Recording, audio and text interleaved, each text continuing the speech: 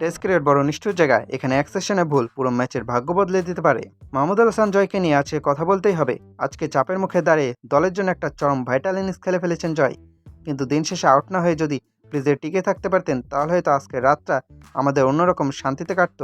64 বলে 52 রানে এক ঝড় ইনিংস খেলে অবশেষে আব্বাসের বলে যখন জয় ফিরে গেলেন, তখন দেশের লাখো ক্রিকেট ভক্তের বুক চিরে একটা দীর্ঘশ্বাস বের হয়ে এসেছে। কেন জয়ের এই ইনিংসটা এত গুরুত্বপূর্ণ ছিল, আর কেনই বা ওনার আউট হওয়ার আমাদের এত পড়াচ্ছে, চলুন একটু গভীরে গিয়ে বিশ্লেষণ করা যাক।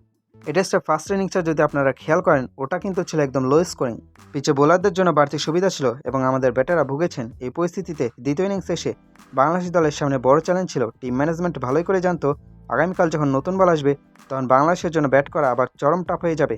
নতুন বলে সুইং আর বাউন্সার সামলানো এই উইকেটের যে কোনো ব্যাটারদের জন্যই অগ্নি পরীক্ষা। আর ঠিক এই কারণে আজকে বল যখন একটু পুরনো হলো তখন কন্ডিশনের ফায়দা তুলে মেরে খেলার যে ডিসিশনটা জয় এবং ম্যানেজমেন্ট নিয়েছিল তা ছিল একদম 100-তে 100 পারফেক্ট ট্যাকটিক্স। বল পুরনো হওয়ার পর প্রতিপক্ষ বোলাররা যখন একটু ক্লান্ত তখন রান রেটটা বাড়িয়ে লিডটাকে একটা নিরাপদ জায়গায় নিয়ে যাওয়ার পরিকল্পনাটা জয় দারুণভাবে এক্সিকিউট করেছিলেন। স্ট্রাইক রোটেট করা, গ্যাপ বলে বাউন্ডারি মারা সবই ঠিকঠাক ছিল, কিন্তু টেস্টে মনোযোগ একটু নড়চড় হলেই বিপদ। 52 রানে আব্বাসের বলে ক্যাচ দিয়ে যখন জয় মাঠ ছাড়লেন তখন একটা দারুণ সুযোগ হাতছাড়া হলো বড় ইনিংস খেলার। আজকে জয় 50 মেরেছেন, দলের বিপদে অবদান রেখেছেন, এটার জন্য অনেকে অবশ্যই ক্রেডিট দিতে হবে। কিন্তু একটু ঠান্ডা মাথায় যদি আমরা জয় সামগ্রিক ক্যারিয়ার আর ব্যাটিং টেকনিক নিয়ে ভাবি তাহলে একটা রিয়ালিটি চেক দেওয়া খুব দরকার। আন্তর্জাতিক ক্রিকেটে ওনার ভেতরের প্রতিভা নিয়ে কারো কোনো সন্দেহ নেই, কিন্তু কিছু নির্দিষ্ট জায়গায় ওনার দুর্বলতাগুলো বারবার সামনে চলে আসছে।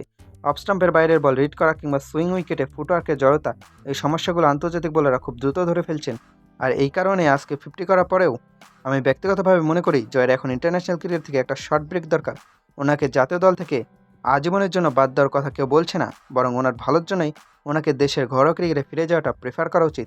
ঘরোয়া ক্রিকেটে বড় ফরম্যাটে গিয়ে কোনো চাপ ছাড়া যখন তিনি আবার টানা খেলবেন, নিজের দুর্বল জায়গাগুলো নিয়ে কাজ করার পর্যাপ্ত সময় পাবেন, তখন ওনার আত্মবিশ্বাস আবার তুঙ্গে থাকবে। একটা ব্রেক ওনাকে মানসিকভাবে ফ্রেশ করবে, যাতে তিনি আরও শক্তিশালী এবং আরও পরিণত হয়ে জাতীয় দলে ফিরে আসতে পারেন।